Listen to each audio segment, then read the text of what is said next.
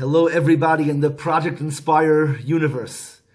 I just want to thank Project Inspire for allowing me the opportunity to present this year on miracles, mysteries, and the wonders of the Torah.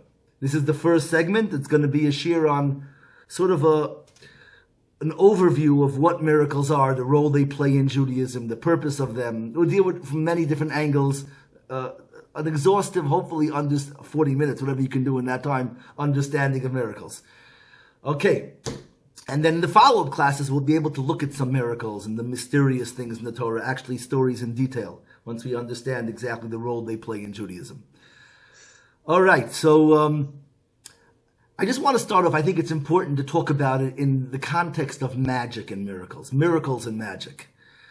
The Torah speaks about magic very often. There are many laws forbidding different types of magic. Ov, Yedoni. If you go through it, there's a positive mitzvah, Tomim Tia, to be pure with Hashem. And that's also interpreted to be the opposite of looking for magical workarounds. So we do need to contrast magic a little bit with miracles too, but the goal is more to focus on what miracles are than what magic isn't. But I'll spend 1 minute in the beginning putting that into its context. The Torah speaks about miracles twice in the portions of Achrei Mos and Kedoshim. Those Torah portions, they're back-to-back Torah portions. We just read them a few weeks ago. And both times magic is spoken about in the context of the forbidden relationships. Those where all the people you can't marry, or the relatives who are forbidden to you. And what's interesting there is when the Torah lists all the forbidden relationships, it does it twice, once in Achrei Mos and once in Kedoshim, and it almost totally reverses the order. Meaning, you can list all the forbidden relationships from those who are closest to you, sisters, daughters, to those who are furthest from you. People who, you go to cousins, and then you work your way to people who aren't even related, adultery, and then you can get into things like crazy, bestiality, but you can work your way all forbidden relationships from similarity to difference, or you can start with the most furthest relatives and then work your way back to those that are closest. And the Torah does it both ways. So I'm not going to give a class on that now, but it's important to understand magic in the same way. It's that you can approach a sin from two opposite places. People can do something like that, something wrong, marry someone, be with someone they can't be with, because out of cowardice, fear, they want to stay with what's closest to you, and then you'd start with enumerating the sins of what's closest and say that relationships are to expand and to get out, and then to slowly work your way into other relationships that are less close. Or somebody can be involved with illicit relationships for the opposite reason, not because he's afraid he wants to stay in his comfort zone, but because he wants to do something crazy and out there. He wants to break all the rules and all the taboos, and he's not comfortable with everyday life. So people can approach the same sin from two opposite angles. You could be smaller than yourself or larger than yourself. Just you don't want to be yourself. You don't want to live in your place. That's my introduction to magic. Magic has it's spoken about also 2 times over there, because some people are looking for magic because they're too small. It's an escape from life. Life is too daunting. It's too much responsibility. I want a shortcut. I want to be carried. I don't want to have to do things myself. Is there a magical workaround? The other approach to magic is just the opposite. Is some people want to be involved in magic because they're they need to dominate and control. It's manipulation. Not only do I want to live my life, I want to be able to control all of life. So you can come. I wish I could spend more time on this, but we want to talk about what miracles are. But that's magic. There's two different reasons people come to magic. Magic has to be spoken about in different ways because they're opposite people. There are people looking for shortcuts and just magical workarounds, and there are people who are looking to control the world and to dominate things and to looking. They want magic as a means to manipulate things. And I'm not speaking in any way to the existence of magic. I'm just talking over here to the desire for magic. Why somebody would be intrigued by it. One, it can make life easier for you, and one is it can give you more power. And they're 2 different people. Okay. That said, so what are miracles? So I have three different things that I want to share with you on miracles. And they're all, it's good that they're classes of miracles, but miracles is a niche topic. What the talk on miracles allows you to get involved in are three talks that are far larger in Judaism than just somebody who was curious about mysterious and magical things. And so we're going to go through three hugely important, it's a new word in our lexicon, hugely important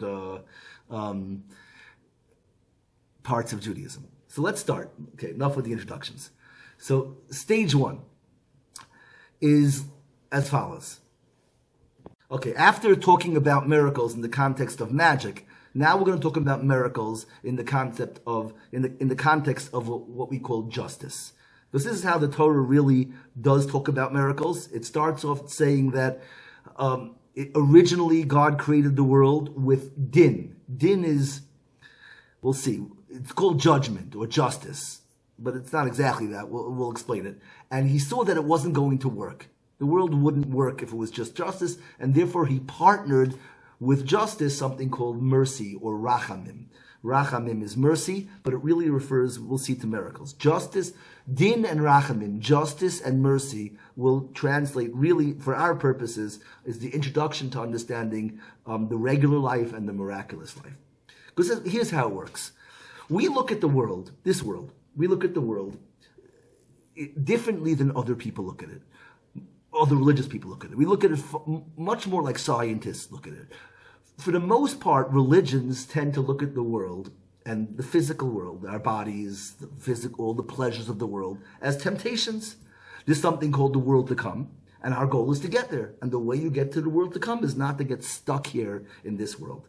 Basically, you look at the world and you see everything in the world is a temptation. Everything is risky. At best, it can distract you. At worst, it can destroy you. And therefore, you have to remain holy and pure and guard your eyes and your ears and avoid this and avoid that. And if you return your soul perfect to God, untainted by the materialistic world, then you can go up to heaven. In Judaism, we actually see that this world is a way to experience Hashem. God is experienced here. We look at this world not as an obstacle course to duck and to run through, but as really pieces of a puzzle. The world is God hidden. God is the infinite oneness. The world are the pieces of that puzzle. And it's our job not to avoid them, but to perfect them. This world can become holy. In fact, a better metaphor than the puzzle, or different than the puzzle, is that this world's a symphony. Every element of the world is an instrument or a note. If it's a note, then it's our job to combine the notes into a beautiful song. If it's an instrument, our job is to combine all the instruments into some beautiful symphony. But what's unique about this approach, as opposed to the way people normally conceive of religion, is like normally in religion, people think the opposite of spiritual is physical. The opposite of the body is the soul. And we're saying, no, there's no opposites. The physical world becomes spiritual when you make all the pieces dance together. The body and the soul are teammates. They're not opposites. The soul is what makes the body into a functional, beautiful device, a tool for creating music. The body is what synthesizes the world. It's the soul that has the sense of unity and the desire for it. That the body is the part of you that has the skills and the senses to see a nuanced world and to figure out how to synthesize the parts. So what happens is, if you look at the world in the other way, that the world's an obstacle course, so then reward and punishment becomes like this. There are religious laws. If you keep the law, then you get points. Checks. You break the law, you get X's. And in the world to come, you cash in your points for goods and prizes. That's how it works. That's if you see the world in that way. If you see the world as a symphony, so then the symphony is the prize. It's not artificial or arbitrary. I mean, that the first way is called arbitrary. I do X and my reward is Y. I behave. You made up this random laws. Don't do this, do that, and I do those. I cash them in a different world, in a different experience for a new life. But it's not related to the life I created. I call it arbitrary. But if I'm making music, then my reward is I'm eating what we call the fruits of my labor. I'm creating my experience. I live in the world that I made. And that's how we look at the world. It's a symphony. This in Judaism is called justice. Why is it justice? Now maybe we give enough information that should be understandable. Because your experience is what you did. You're experiencing the music that you made. Meaning if you worked really hard and you perfected your skills with your instrument and you played well with all the other instruments, then you will experience music. And that's really life. Life is two things: perfecting your instrument and playing well with the other instruments. We call it between man and God, between man and other people. And that's life. Your relationship between man and God is my job. Who am I? Who am I supposed to be? Well, what was the intent behind the creation of me? And then, once I become the great, let's say I'm a violin, I'm in the big picture, so I'm the greatest violinist, or I'm a tuba. But I perfect I master my individual instrument. Now, to have a symphony, I have to be able to learn how to relate to others, and that's the other part of life. And together, that's the Torah. Perfect yourself, learn how to play nice, and then you'll experience this magnificent music. There's a beauty to this, and that everything in life now becomes powerful and meaningful and inspiring, because everything matters, and you can understand how it matters. You know what beauty is. You know what music is. You know what your actions are doing, and when you experience the beauty, you have the satisfaction of knowing that you created the beauty, that it's yours. It's not just some random joy washing over you, but it's something that you made yourself, and that's justice. But there's a very, very scary side to justice. And this is what it means that God created the world with justice, and he saw that it was eino miskayim, it wouldn't be able to endure. The scary thing of justice is that, so what does that mean? That means if I don't play music, then it won't be any symphony, and then I'll have nothing. Justice means there's no free rides. It means that what does it mean in the real world? You don't work, you have nothing to eat. If you work well, you'll eat, There's no magic. That's the perfect way to say it. There's no magic in justice. How do you have joy? We call it in Judaism, we call it nachas. How do you have nachas from your kids in a world of justice? It's not prayer. The way you have nachas from your kids is you talk to them, and you put them first, and you build them up, and you send them to the right schools, and you make them your priority, and you work with them, and you create a happy, safe home.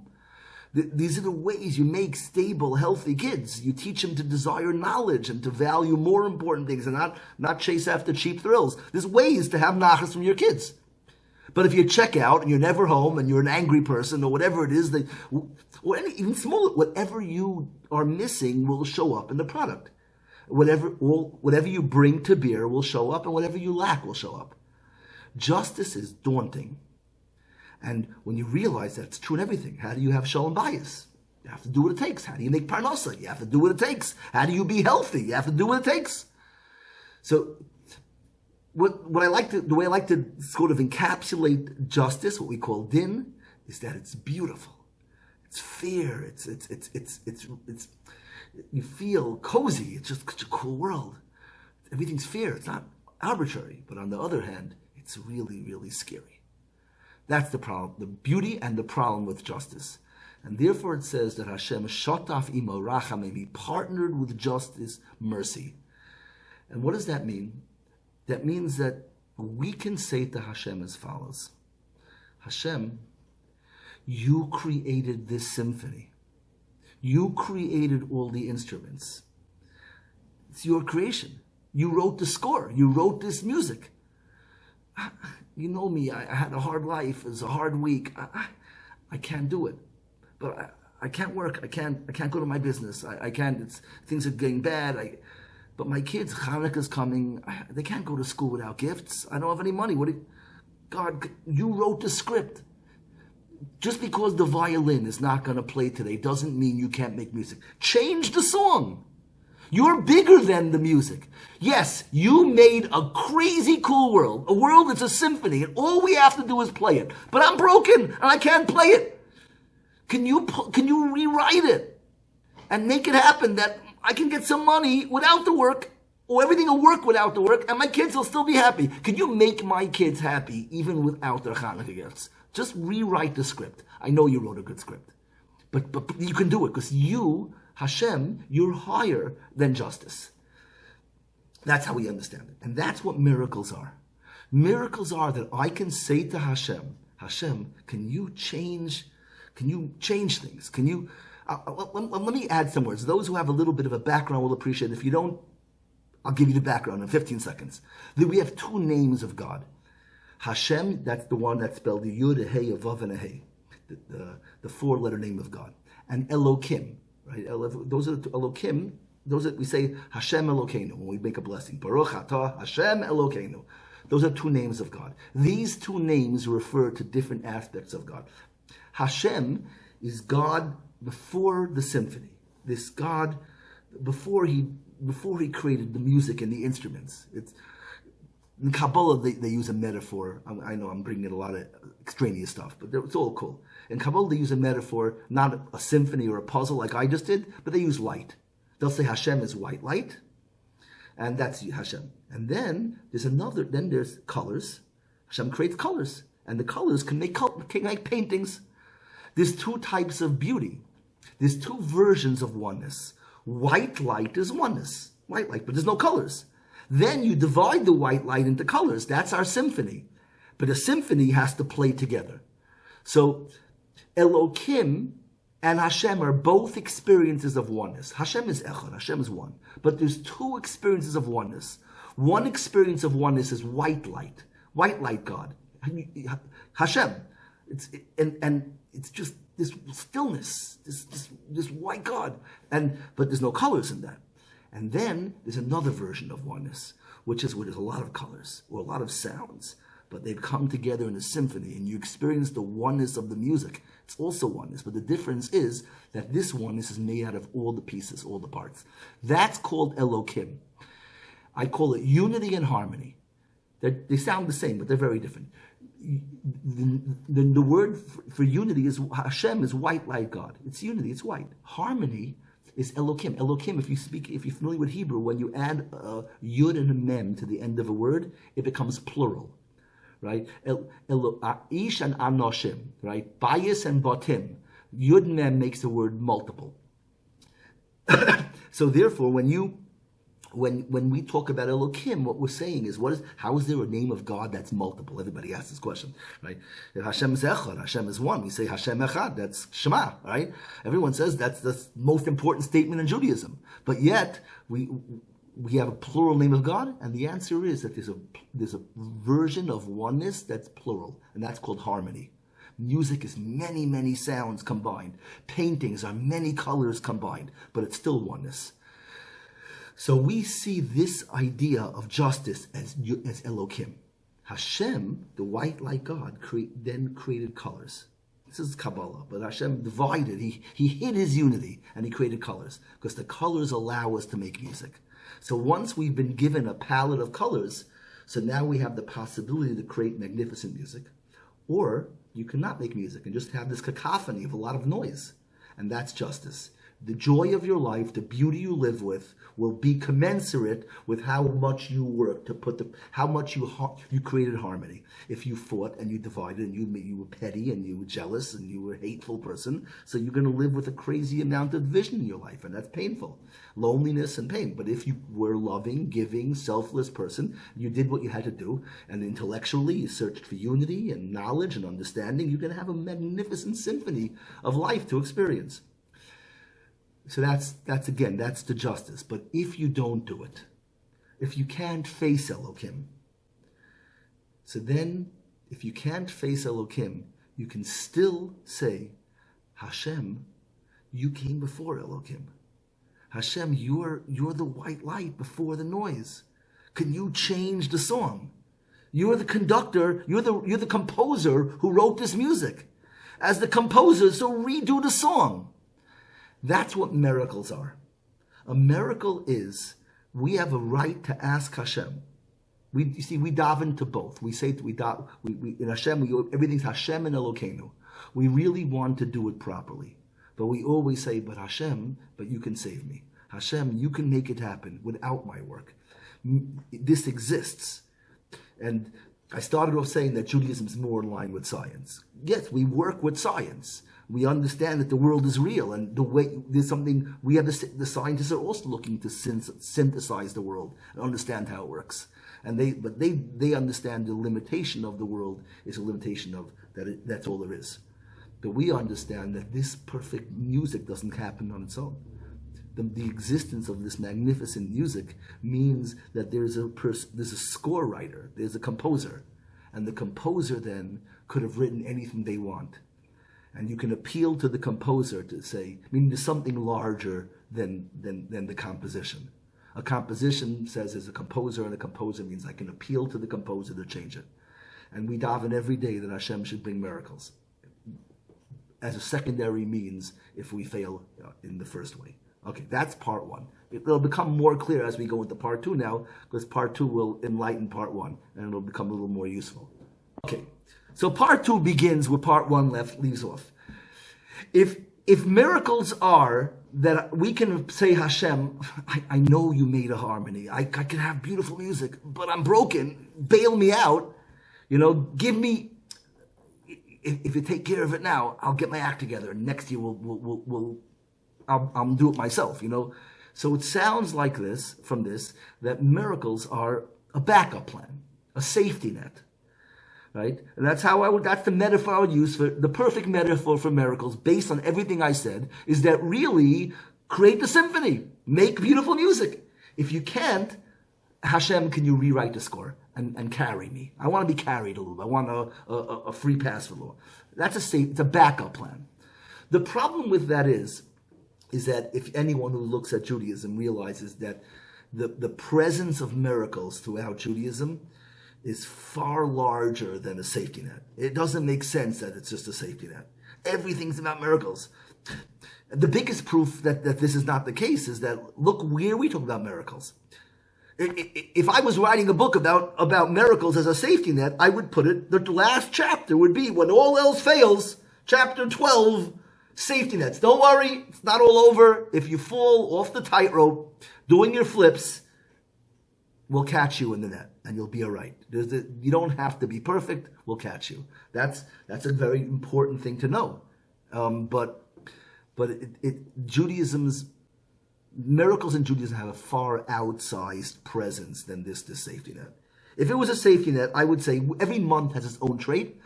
The last month of the year, the month of Adar, should be the month where we talk about miracles and safety nets. And the truth is we do that. And that would fit with my idea. The Adar, the month of Purim, it's all about miracles. The problem is that the first month in the Jewish year is the month of miracles, Nisan. And it's not just the first month of the Jewish year. It's the first mitzvah that was given to the Jews was to count this as your first month. Of all the laws that God gave the Jews, the first one, HaChodesh Hazeh Lochem, this month of miracles should be for you your beginning of all counting. We started with splitting seas. Magnificent, everything we do. If you're familiar with the Jewish texts of the Kiddush, and we're always saying every mitzvah in memory of leaving Egypt and all the plagues. Miracles weren't a safety net. Miracles were the first attempt. We didn't try 15 things, and we started with miracles. We marinated in miracles. Everything in Judaism is miracles. How do you justify the presence of miracles as the beginning of Judaism if it's only a safety net? So obviously we're missing something, and there's something more important about miracles that needs to be understood. Maybe more than more important. Maybe an entire paradigm shift. So here's part two of what miracles are. So part one we'll call part one we'll sum up in a phrase. We'll say part one is that yes, we're supposed to make the symphony. It's supposed to be justice, but if I'm incapable of justice, I can appeal to God to bail me out. And that's called mercy. Rachamim. Mercy is the opposite of earning it. Therefore, mercy is miracles. Earning it is justice. Here's how it works now. If I can't do it, so let's use I started a metaphor of a tightrope before. Let's stick with my tightrope metaphor. We'll call life a tightrope. Justice is a tightrope. If you can walk the tightrope, it takes a lot of skill, but you get the big bucks, you get all the attention, you get all the fame, it's a thrilling job, you have a good view, It's a great career. You get to see a new city every day with the circus, whatever it is. I don't know. It's my metaphor, okay? But the tightrope is the metaphor in my case of doing the job yourself. The safety net is if you fail, we'll catch you. So till now, that's our merit. That's Judaism is the tightrope. Miracles is the safety net. Let's say, okay. Now I want to show you the secret here. It's such a small little thing, but it changes everything. It's really, really beautiful. Is the secret of miracles, of the safety net. The reason for the safety net is not to catch you when you fall. It does catch you when you fall, but there's a much more important reason for the safety net. There's a reason like this, that why don't people walk tightropes? Bottom line is, on the ground, I can walk a straight line 100 out of 100 times. I have no problem putting one foot in front of another. I can jump, I can stand on one leg, I can't flip over there, but if I could flip over, if I was able to flip, I'd be able to flip on my line. Why can't I do it on top? Why do people fail at tightropes? Why is it different than on the ground? And there's two reasons why, if we're using the tightrope as the metaphor for succeeding at life, so there's two reasons why people fail at tightropes. Reason number one is, the lesser reason actually, is that we're nervous. You're 1,000 feet up and you're scared. And therefore, your trepidation causes you to not, to shake, or to not be as steady. And you fall because you're nervous. It's like a self-fulfilling problem. You're nervous and therefore you fail. If you go through life, if you're in business and you're afraid to make the sale, you knock timidly on the door, you talk timidly on the phone, you won't make the sale. If you were confident, it would go. The reason why we fail is because we think we're going to fail. That's the first reason people fail at tightropes. The bigger reason is much more simple and much more widespread. Because we're afraid to fall, we don't even try. We don't even try tightropes. Who's ever even been on top of the scaffold? Nobody even goes up there. What do they call it? I don't know. It's a crow's nest. Maybe that's on boats. I don't know. Whatever it is. I never tried. Case in point number one. We don't try tightropes because they're scary. There's two reasons. If tightropes are life, there's two reasons they don't do tightropes. Because we fall off tightropes because we're scared, and we fail tights because we don't try. So either we don't try, or we try and we fail because we're scared. That's life. Most people give up on all their dreams, everything they wanted to do, or we change our dreams because it's too scary. It's not going to happen for me. When I was young, I believed that everything was going to be great. Now, whatever reason, I don't believe it's going to happen. Or I'm still trying. I didn't stop trying. I'm still trying, but I do it with so tentative and so reluctantly that of course it's going to blow up in my face. So if that's the case, we can understand the real reason for the tightrope. Our question was, if miracles of the safety net. Our whole question was, if miracles are a safety net, so then it's the last thing we should study. We should first talk all about doing the job, and then we should have a supplementary thing. And don't worry, we'll catch you when you fall. But in Judaism, everything starts with miracles. And the answer is, what the secret of a safety net is? The secret of a safety net is not to catch you when you fall. The secret of the safety net is that when there's a safety net, you won't be afraid to go on and try. Knowing there's a safety net allows you to tackle the tightrope and do all the tricks and all the jumps without being tentative, without sitting huddled in the rafters. You can go jump in. That's the secret of a tightrope. The purpose of the tightrope is to allow you to walk into life. And that said, what is the reason for miracles now? Let's translate. Why are there miracles? Not to catch you when it will catch you when you fall, but that's not their primary goal. The reason there's something called rachamim is because God saw that people were afraid of justice. So he created rachamim that you shouldn't be afraid. You can jump, you can go because I'm going to catch you when you fall. You can be all in. You can try and love, and you can try and learn, you can try and work. Because don't worry, you will survive. I will catch you. That's what changes life. Our job, our job by the Seder is to sit there with our children when they're young and talk to them about all the miracles, how we were in trouble and God got us out and God can do this and that. If you raise your children to know that Hashem can do anything, then you will have children who will dance through life all the reluctance and the fear and the excuses and the alibis that our whole world is built on won't exist in your home. Because there isn't reason to be afraid. The secret of miracles, and this is why miracles come first, the first thing we have to establish, the first mitzvah is Hashem can do anything. He can save you from anywhere. Now can we go? Now can we start? Now can you get a job? Now can you start dating? Now can you start learning? It's not gonna blow up in your face. And if it does, he'll clean it off and you'll start again. But you'll be fine. You will survive. This is the lesson of the placement of miracles. And this is, for those who know a little bit of the terminology, you'll appreciate this. This is before the blessing of Shmona Esrei, of the 18 blessings, the Amida. In the afternoon, when we daven it, we say, Kishem Hashem Ekra Havogoda Lelokenu. When I cry out to the name of Hashem, it gives strength to Elokim. What does that mean? That means that when the ability to cry to Hashem, the ability to ask for miracles, that's not the goal. It gives strength and allows me to face Elokim. I can face the justice of the universe, the fearness of the world, and I can be all in only because I know it's Hashem. And this is the last thing we say on Yom Kippur. If you make it to the end of Yom Kippur, right before the blow of shofar, what do we say? 7 times. Hashem hu ha'elokim, right? You know those words? Hashem hu, Hashem, that He's Elokim. All that justice, it's Him. He's behind it all. Don't be so scared of it. He wrote the score. If it's not working, He'll change it. There will be music here. Don't worry, everything is going to be beautiful. This is part 2, and now you have part 1 and part 2. Okay, now part 3. You with me? We're going to go next. Okay, you know what? I always skip this. I'm going to add this in now because it's very, very important. Before we do part 3, I'm going to call this 2B. Okay? 2B is like this. Is that the rabbis, after the Torah, we have 2 holidays that came after the destruction of the temple. Hanukkah and Purim. These are 2 additional holidays made by the rabbis. And the reason is literally dealing with what we're talking about here.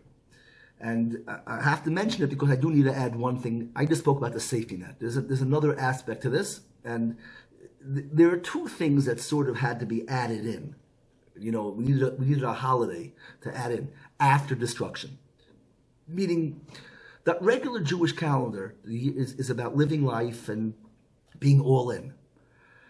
The fear only comes after things go wrong. So that means after the destruction of the temple, after we were exiled throughout the world in Babylonia, Persia, and Greece, at that point, then fears. That's when we start living with trepidation because we've been knocked around. So in everyone's lives, if you wanted to know which parts of Judaism would be really important for me to know how to get back on the horse, it would be Hanukkah and Purim. Hanukkah and Purim are the holidays after destruction. And they're both about miracles. The mitzvah of Hanukkah is to light your candles. It's Persume Nisa. And the mitzvah of Purim is to read the Megillah, Persume Nisa. They both mean publicizing the miracle. The holiday of Passover is about freedom, and Shavuos is about Torah, and Sukkot is about God guiding us. Hanukkah and Purim are about miracles. Everything has miracles, but Hanukkah and Purim are holidays of publicizing miracles. Because once you're broken, to get back into the groove, after destruction, after we've been hurt, we're now tentative and reluctant now in miracles. But there are 2 of them. Because I only told you half of it, the safety net. Meaning, I said there's justice, do it yourself, and then there's God can make things happen. So the first holiday is the safety net. The first holiday, I know in the calendar, Hanukkah comes before Purim, but that's just the calendar. Historically, Purim was way before Hanukkah. Purim was during it was in between the Babylonian and Persian exile, and Hanukkah was already during the Greek exile. The Greeks conquered Persia. So we're not talking about the same time period. But historically, Purim came first. Purim is the holiday of the safety net. Is we were about to be exterminated, and no one even knows what happened. All this behind the scenes, Esther becomes queen, and we get saved. So the first thing you have to know is that don't worry about the safety net, the tightrope, because there's a safety net. So that we did already. So what does Hanukkah add? So Hanukkah is very deep. There's 2 types of miracles. Miracles save you, but there's 2 types of miracles. One miracle is a safety net that catches you when you fall. But that's a negative miracle. It gets you out of trouble. But let's say I knew the tightrope will catch me. Many people can know that and still not take part in life. Knowing that I'm not going to fail is all right, but is it worth all the work? Just because I won't get hurt, in many people's minds, because we're broken and because we're scared, reality takes too long. It's too slow. It's going to take me 50 years to have nachas from my kids. You're going to see grandchildren one day, but it's 50 years of work. Biting your tongue, working hard, waking up in the middle of the night. Maybe not 50 years of all that, but it actually gets harder as they get older. The diapers are the easiest stage, right? So we got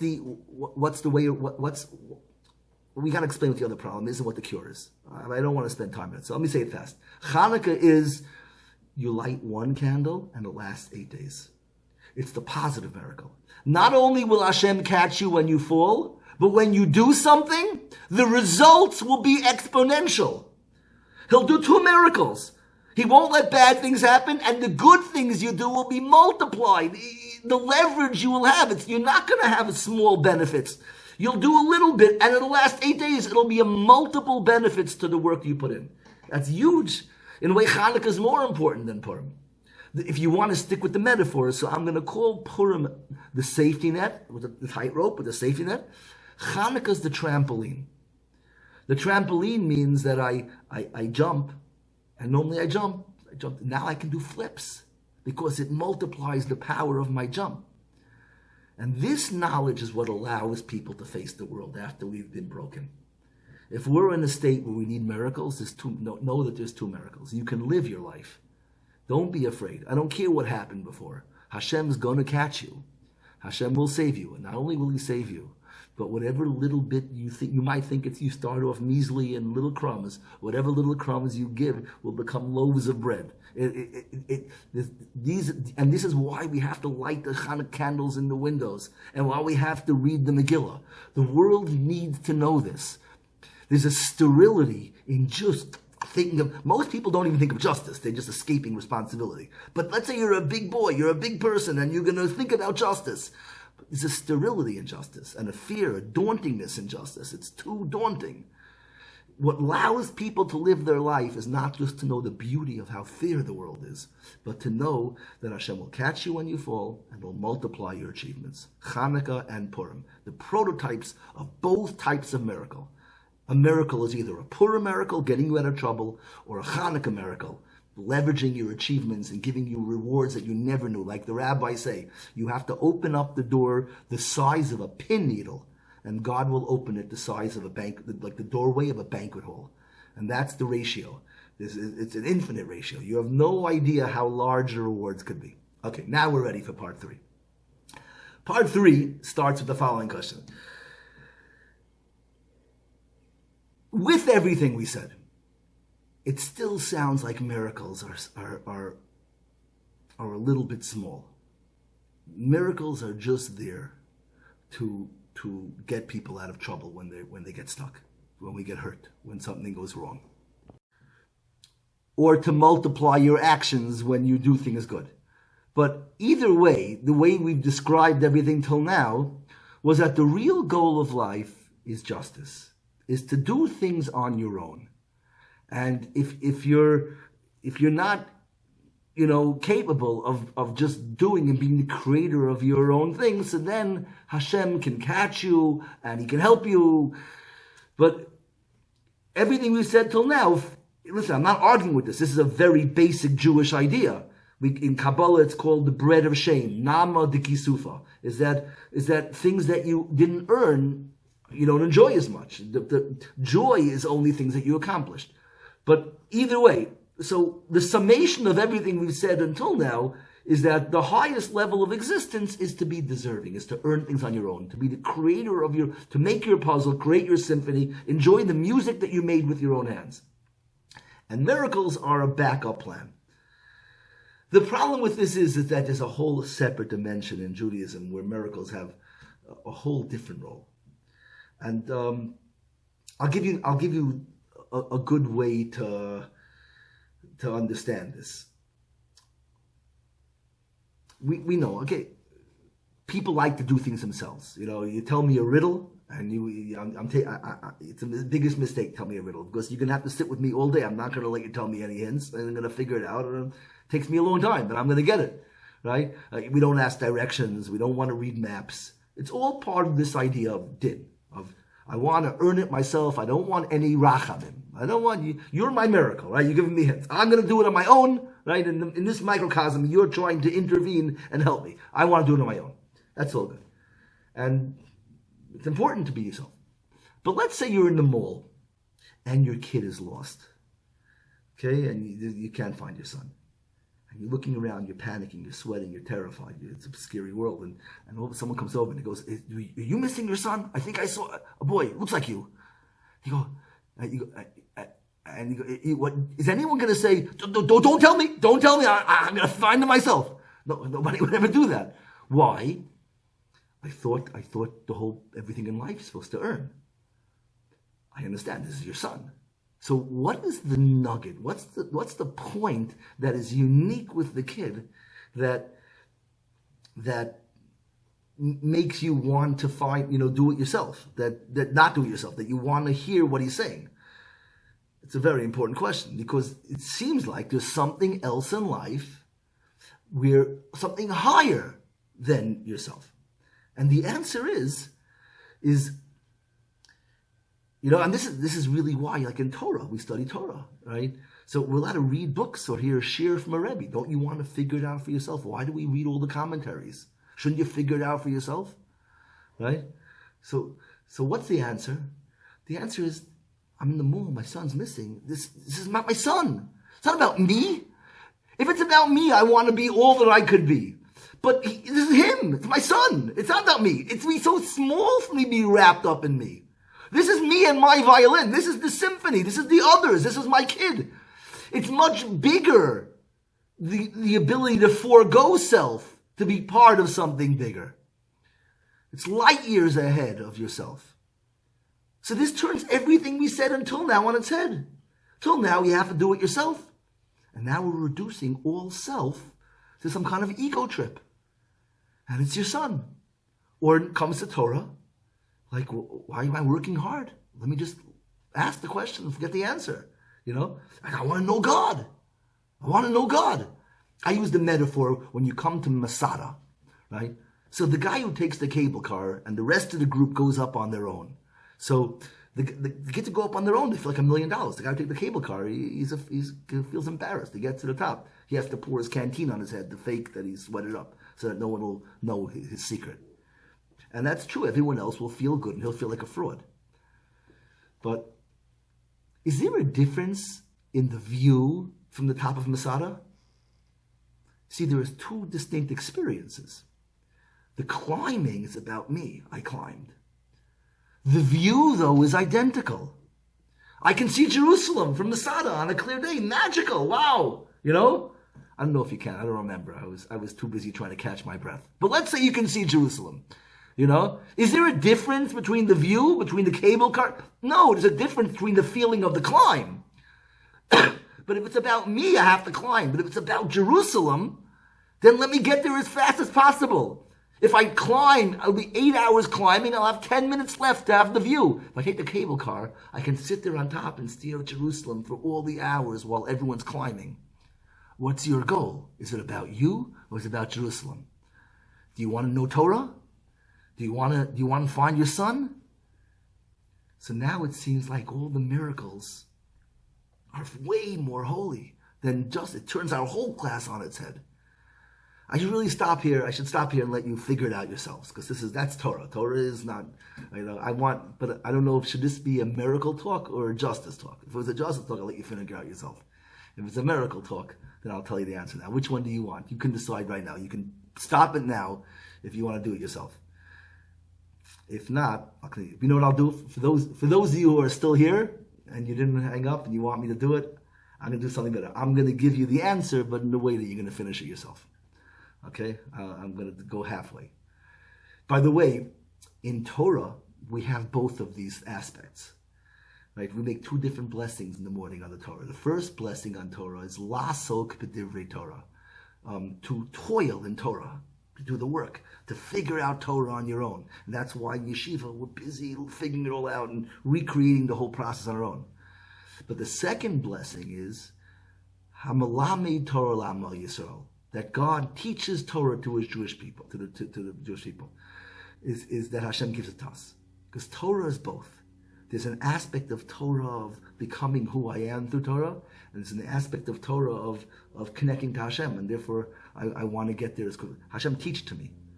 Hashem teach to me, or let me do it myself. We do both. It's a whole elaborate talk, a different talk. But so here's what I'll leave you with. The image, because I'm already spending a lot of time, but we have 2 more classes on following days to do more about miracles, but this is the philosophy of miracles. Then we'll go through actual interesting, mysterious, and miraculous things in the Torah. But the last step is that, let me give one metaphor, because it's an important metaphor. I wanted to use this, is imagine Prince Charming. He dreams of the princess forever, the princess, and he's going to get earn the hand of the princess. Lucky him, he finds a dragon, a fire-breathing dragon, and he gets to fight the dragon many times his size. And he's fighting the dragon, the princess is watching him from the balcony, and the prince, after hours of struggling and ducking fire, and he's barely surviving, and the princess says to him, "Hero, okay, you've proven yourself. Come, we can, you can have my hand in marriage." So, what happens if Prince Charming says, "Whoa, wait, one moment, I'm almost done. Hold on, I didn't kill him yet. I'm going to kill him. I'll just be right with you." What's going to happen? Is there anything more insulting to the princess? The entire reason he was supposed to be killing the dragon was to prove himself, to earn the hand of the princess. He was risking his life for the princess. But if he wants to finish it, then who's it about? It's not about the princess. It's, I want to feel like a hero. It's about me. This is totally debunking his whole right to be married to her. It's not his love for her and his honor for her. It's about his own prowess. She's just, so basically what he's telling her is that you will be one more trophy, one more token, one more notch in my proof of how great I am. This is the idea. So that's how I want to turn the whole beginning of the shir upside down. Earning it yourself, din, which is so wondrous and so beautiful, and so we call it beautiful, but daunting. It's worse than daunting. It's selfish and egotistical, and you should just give yourself up to Hashem, right? We don't mean to be like. I'm not the lazy guy is a cop out. I'm not justifying that.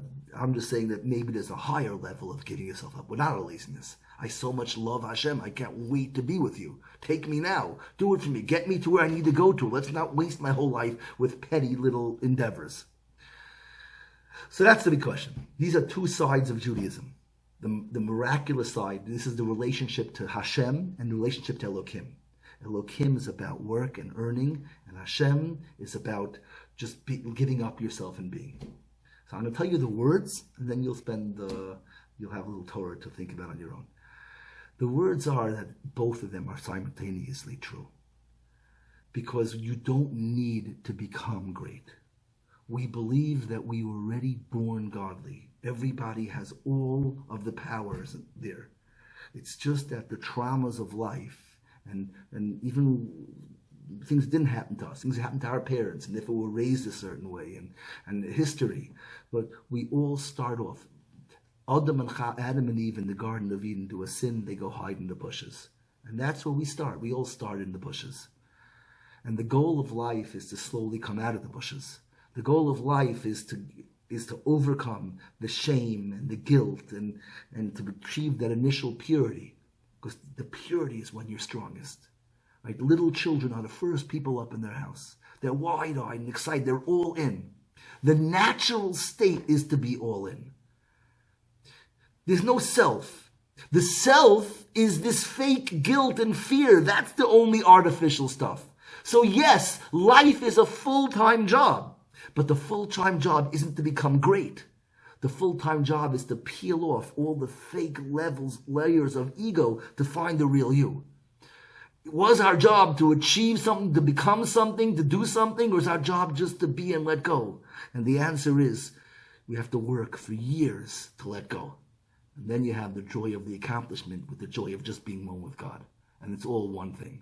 And that's the greatest of all miracles. The miracle is to experience the you that Hashem made, which took years of work. These are the levels of miracles. We'll continue next time. Thank you very much.